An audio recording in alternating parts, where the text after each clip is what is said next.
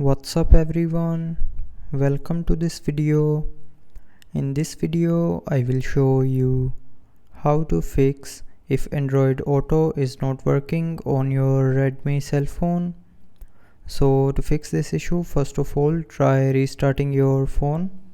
So to restart, press and hold on this power button and then swipe down this circle to the downward, and when the circle gets green, then you can release your finger to restart your phone. And after restarting your phone, the Android Auto will start working. But if it's still not working, then check the cable. So you can check the cable by connecting another phone with your car. So if your cable is working properly, then move to the next solution. If your cable is not working, then change your cable. And after changing your cable, if you're still facing the issue, then open settings, scroll down and tap on apps, and then tap on manage apps. Now go to the search bar and search for Android Auto.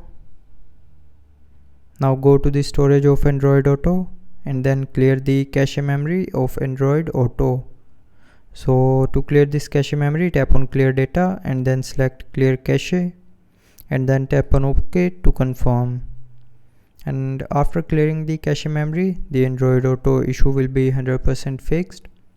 But somehow if you are still facing the same issue, then the last solution is check for the phone's software update. So to check that, open settings, tap on about phone, and here tap on the software version. Now from here check if your phone have a available update or not. So if you have any available update, then update the phone software, and after updating the phone software to the latest version, all the glitches will be fixed, including Android Auto issue. So that's how you can fix Android Auto not working on your Redmi cell phone. So I hope you liked the video. Thanks for watching.